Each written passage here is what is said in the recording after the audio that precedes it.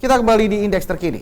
Pemirsa, BPBD Ponorogo mencatat 13 kejadian bencana dalam kurun 2 pekan di awal 2024. Salah satunya tanah longsor di Desa Banaran Pulung. Bencana yang terjadi 8 Januari lalu menjadi perhatian Pemkab setempat.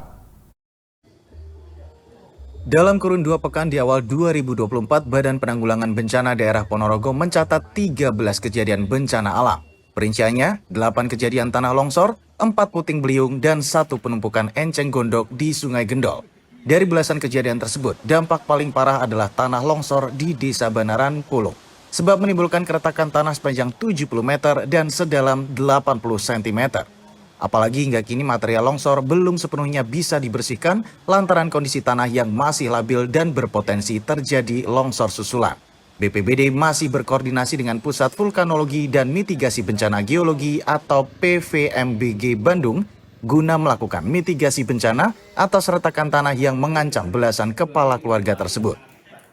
Hingga tanggal 10 Januari, beberapa kejadian yang kita concern, itu pertama longsor di Banaran itu terjadi 2 kali.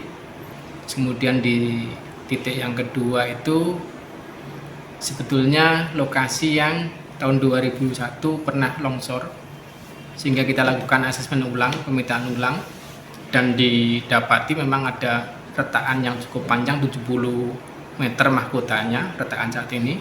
Kemudian di Bekiring juga terjadi longsor. Yang lebih lagi menarik perhatian adalah kasus eceng gondok di Sungai Gendol itu yang hampir 150 meter. Itu kemudian terakhir kemarin longsor juga di Bareng Kuda, itu mengancam 1 kakak, 1 rumah. Terus kemudian ada juga bencana di Jambon, itu angin puting beliung merobohkan pohon kemudian menimpa bagian belakang rumah warga.